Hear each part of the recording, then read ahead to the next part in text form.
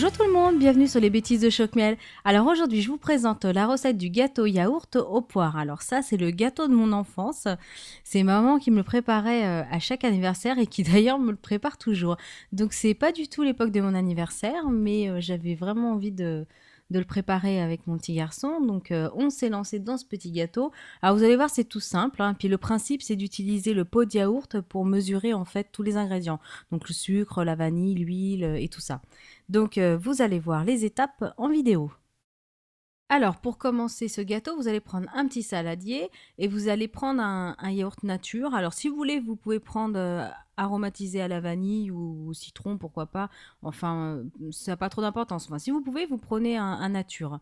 Donc, ensuite, vous le videz entièrement dans le saladier et ensuite, vous allez ajouter les œufs. Donc, vous prenez des bons œufs bio bien frais et vous les cassez, vous les ajoutez tels quels donc dans le saladier. Alors, quand vous avez ajouté vos 3 œufs entiers dans le saladier, vous allez vous occuper du sucre. Alors, vous mettez 2 pots de sucre cassonade et ensuite vous ajoutez un demi-pot de sucre blanc aromatisé à la vanille bourbon. Alors, si vraiment vous n'avez pas ce sucre blanc qu'on trouve facilement dans le commerce, vous ajoutez des petits 2 sachets de sucre vanillé classique. Donc, moi, j'en ai mis un peu moins de sucre. J'ai mis qu'un demi-pot parce que la cassonade, ça a un pouvoir plus sucrant. Et je trouve qu'après, c'est écœurant. Donc en tout, il y a 2 pots et demi de sucre. Ensuite, quand vous avez fini, vous ajoutez par-dessus tel quel la farine. Donc c'est une farine de type 55, farine de blé classique.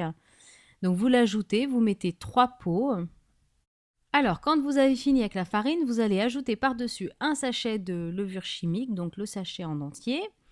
Et ensuite, vous allez ajouter, alors soit vous mettez 40 grammes de beurre ou de margarine, ou alors un quart de pot d'huile de tournesol.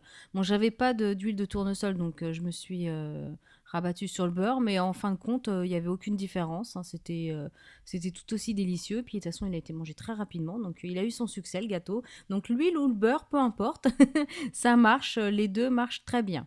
Donc ensuite, quand vous avez fini avec l'huile ou le beurre, vous allez pouvoir mélanger. Alors soit vous prenez une fourchette, une cuillère, enfin un fouet avec ce que vous préférez, l'ustensile avec lequel vous êtes le plus à l'aise.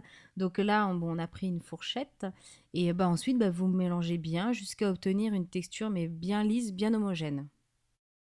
Voilà, donc là, au bout d'une ou 2 minutes à peu près, donc on a bien mélangé. Donc vous voyez, la texture, elle est vraiment bien lisse, bien homogène. Donc vous grattez bien sur les côtés, sur le fond pour rien oublier.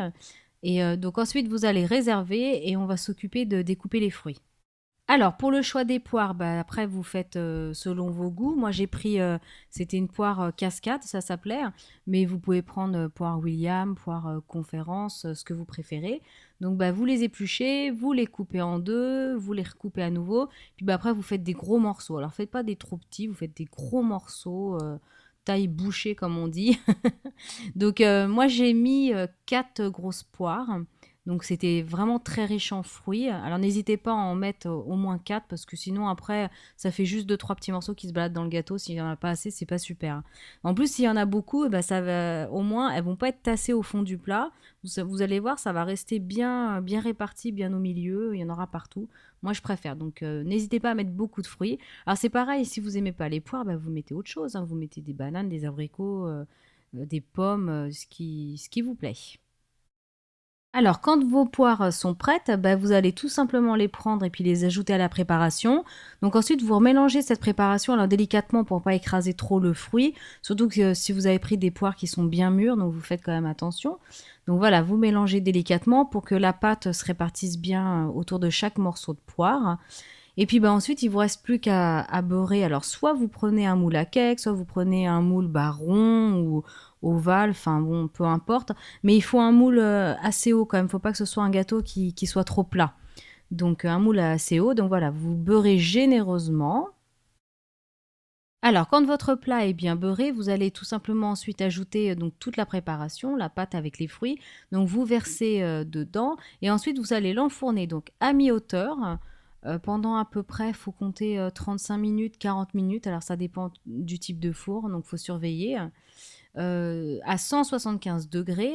Et bon, bah, évidemment, vous surveillez la cuisson et vous plantez un petit couteau au centre. Il faut qu'il ressorte quand même sec. Bon, alors évidemment, il y aura forcément un peu de purée de fruits dessus, mais il faut pas qu'il y ait de la pâte vraiment qui reste sur le couteau. Et voilà, donc là, la recette est terminée. Donc le gâteau, il est cuit. Alors, je sais pas, j'avais une drôle de lumière ce jour-là dans ma cuisine. On a l'impression qu'il est carbonisé. Mais non, en fait, il est bien doré, mais il n'a pas brûlé. Mais j'avoue qu'il a une drôle de couleur, hein. Donc, bah, on le voit sur les photos, il a une couleur quand même caramel. Mais bon, il n'était pas brûlé, je vous assure. Alors, donc bah, voilà, quand on tranche l'intérieur, donc vous voyez, les fruits sont bien répartis, il y en a vraiment partout. Donc c'est important de prendre un plat pas trop bas, donc pensez-y. Mais même un moule à cake, ça passe très bien. J'ai déjà essayé plusieurs fois.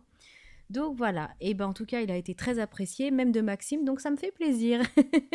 Donc voilà, je vous souhaite un très bon appétit et une bonne recette. Et comme d'habitude, vous pouvez retrouver toutes les proportions sur le blog www.chocmiel.com, sur YouTube et sur Facebook en cherchant Chocmiel. À bientôt!